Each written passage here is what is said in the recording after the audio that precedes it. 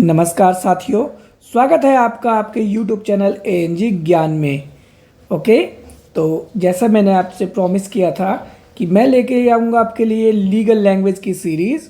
तो आपकी legal language की सीरीज़ अब रेडी हो चुकी है। इसके क्या स्कोप हैं, इसके फीचर क्या हैं और इसकी आवश्यकता हमें पड़ती क्यों है।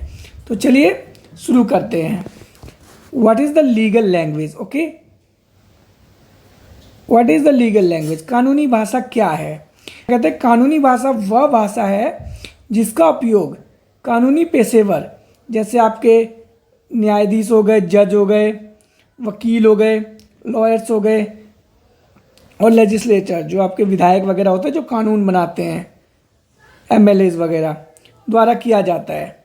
ठीक है, इसे सटीक बनाया जाता है, प्रिसाइज बनाया जाता है और औपचारिक फॉर्मल बनाया जाता है, साथ ही के साथ टेक्निकल बनाया जाता है ताकि कोई भी एम्बिग्विटी ना रहे, ताकि कोई भी भ्रम ना रहे या कोई गलती ना हो। ठीक है, तो हम एक बार इसे रिवीजन कर लेते हैं कि लीगल लैंग्वेज एक ऐसी लैंग्वेज है जो कि लीगल प्रोफेशनलों द्वारा यूज़ किया जाता है। लीगल प्रोफेशनल आपके कौन कौन से होते हैं? जज हो गए, लॉयर हो गए, लेजिस्लेचर हो गए।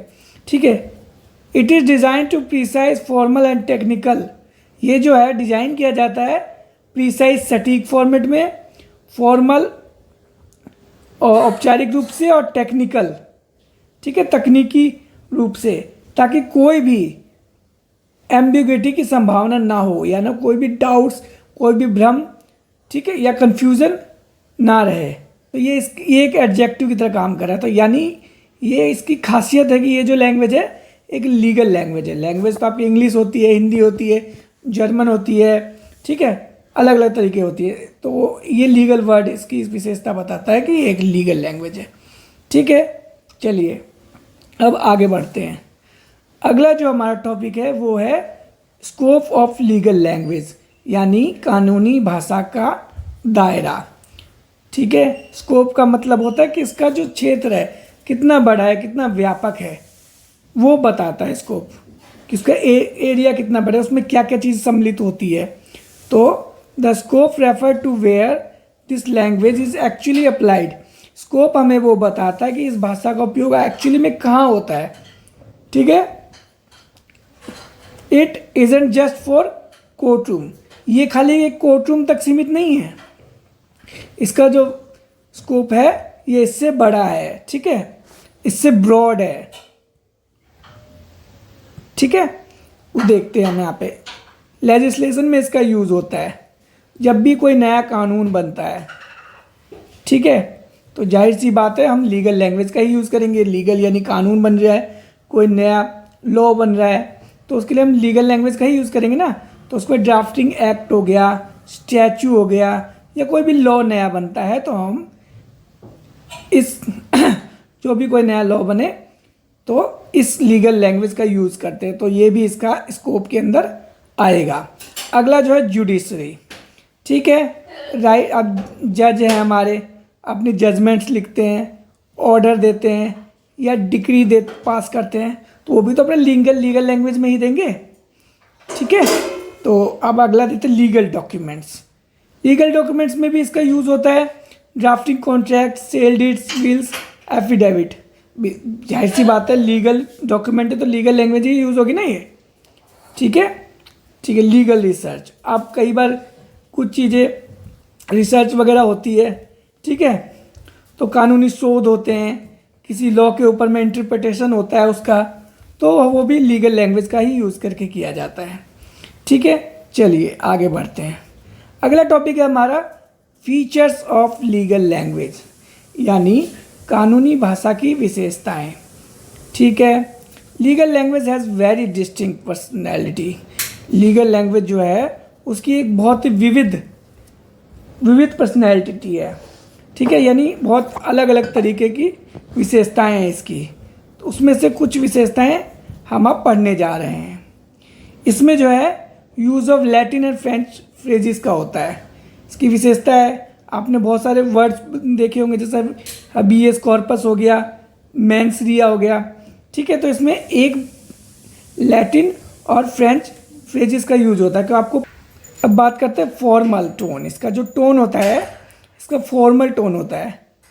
It is used word like henceforth.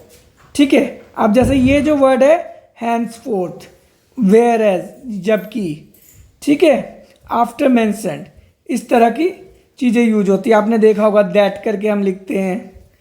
ठीक है, तो इस तरह के जो शब्द होते हैं ना, हम यूज़ किया जाता है इसमें, जो कि हम डेली की भाषा में यूज नहीं कर सकते।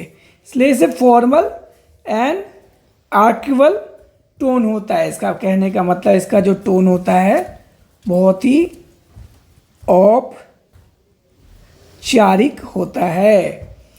ठीक है, ये भी इसका फीचर है, यानी औपचारिक रूप, इसका औपचारिक रूप,